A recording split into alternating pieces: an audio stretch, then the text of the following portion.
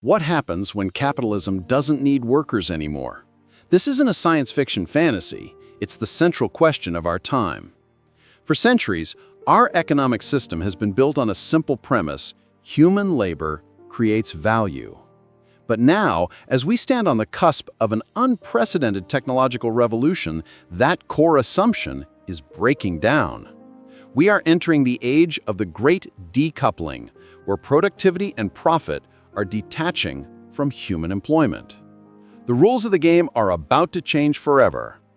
Before we dive deeper, if this topic feels urgent and important to you, please take a moment to hit the like button. Your support helps this video reach more people who need to be part of this conversation.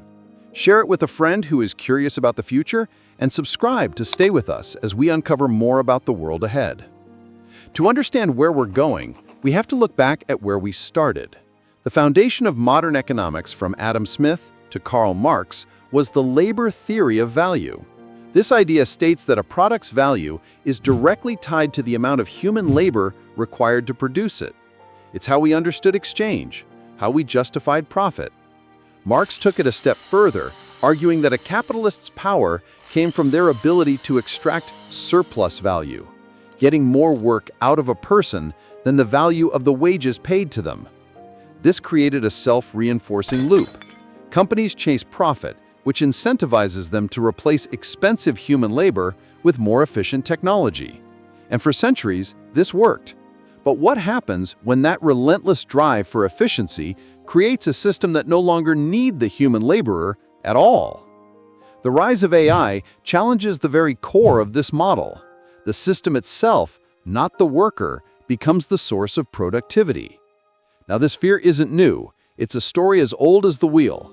The Greek philosopher Aristotle even speculated that if machines could become advanced enough, human labor would be unnecessary. In ancient societies, when technology displaced workers, the response was often public works or handouts to the jobless. But the most famous parallel is the Industrial Revolution, a period often seen as a simple story of progress. The old jobs were destroyed, but new jobs were created, a process economists call creative destruction.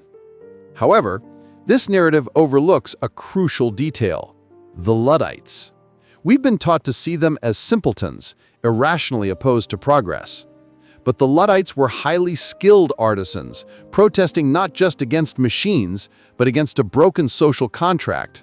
Factory owners were using technology to slash wages and exploit workers, while the government actively chose to protect industrial capital over human livelihoods.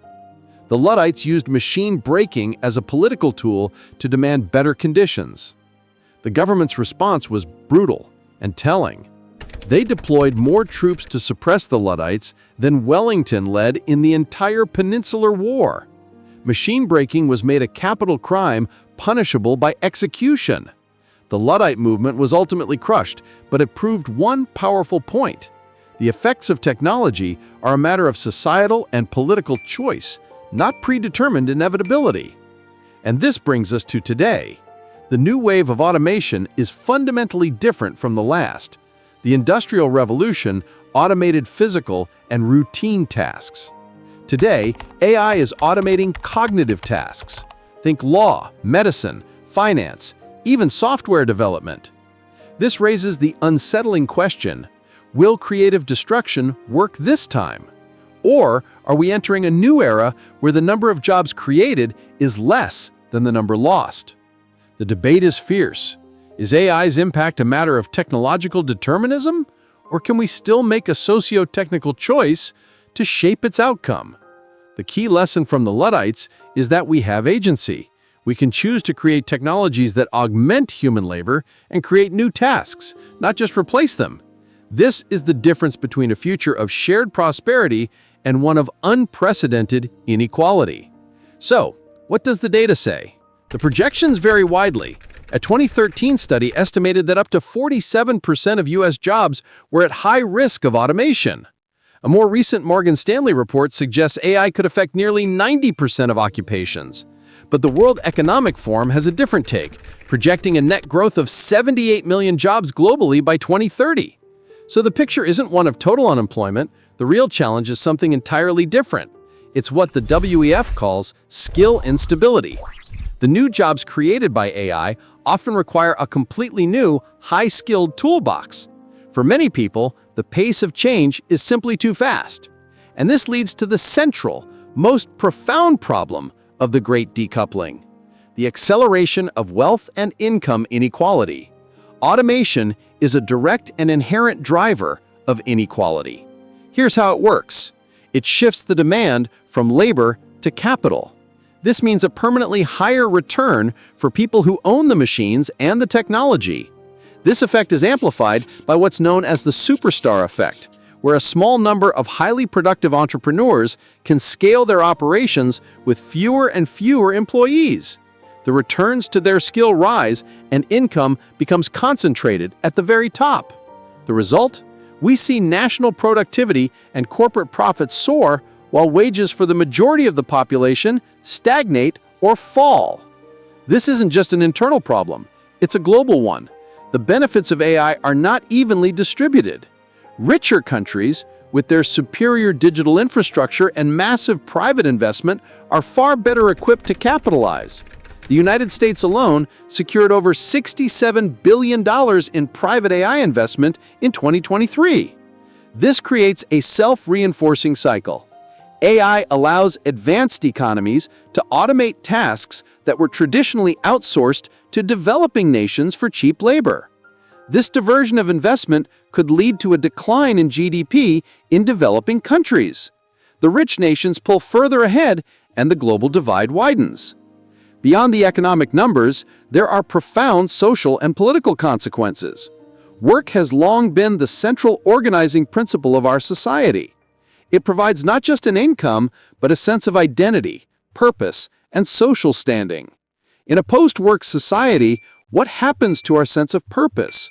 What replaces the community and identity we find in our jobs? Without a strong social safety net, this could lead to widespread social and political instability. A nation is said to be 9 meals away from a revolution. When a large portion of the population cannot earn a living, the social contract breaks down. So, what are the solutions? The most common response is upskilling and reskilling. Billions of dollars are being poured into training programs by both governments and corporations. But this approach has its limits. The pace of change means what you learn today might be obsolete in a few years. A significant portion of the workforce may be unable to adapt, and middle managers may even resist such programs due to concerns about productivity.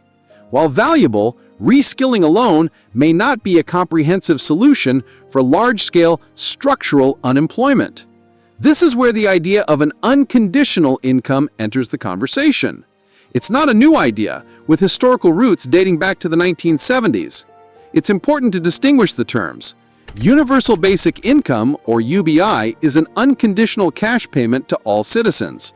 Guaranteed income targets specific communities. And a negative income tax provides assistance that decreases as an individual's income rises. So, what do these experiments reveal? The Mincome experiment in Canada in the 1970s found a slight reduction in labor hours, primarily among new mothers who chose to spend more time with their children and teenagers who went back to school. More recent U.S. studies have confirmed these findings: a slight decrease in labor market participation and a moderate reduction in hours worked. This wasn't a universal flight from work, but a shift in priorities. The data shows participants were more likely to use their newfound financial stability to invest in education, childcare, or even just leisure time. The point here isn't that UBI is a path to a utopia of endless leisure. It's that it can be a pragmatic tool to manage the social and political disruptions of automation. It decouples survival from labor, providing a necessary financial floor for society. But not everyone agrees. Some critics argue that work is a fundamental component of human purpose and dignity. They point to thinkers like Adam Smith, who defined work as an activity requiring the surrender of tranquility, freedom, and happiness.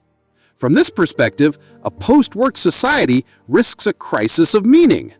The idea of a post-labor society also leads to more radical, long-term visions. The concept of a post-scarcity economy, for example. In this model, most goods and services are so abundant and cheap that they become nearly free. This is powered by advancements like self-replicating machines and the expansion of resources through things like asteroid mining. Or consider the most radical idea yet, the resource-based economy, as envisioned by futurist Jacques Fresco. In this model, money and private property are eliminated entirely.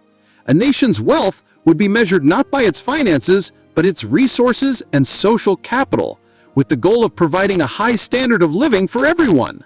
It is crucial not to confuse this with a natural resource-based economy like Saudi Arabia or Russia, which are still dependent on global capitalist markets. The resource-based economy is a systemic alternative, built on the premise that with technology and proper resource management, we can provide abundance for all, eliminating poverty and inequality. Ultimately, the most profound question of the Great Decoupling is not economic, but existential. In a world where the need for human labor is diminished, how will humanity define its purpose and measure progress? This is the most significant challenge of all.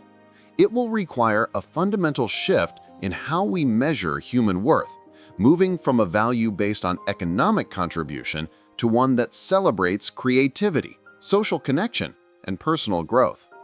The advent of AI-driven automation represents a fundamental and potentially irreversible shift away from a labor-centric economic model.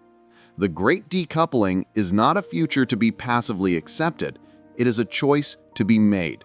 We can continue down the path of extreme inequality and social instability, or we can choose a different direction. The solutions are not easy, but they are within our grasp.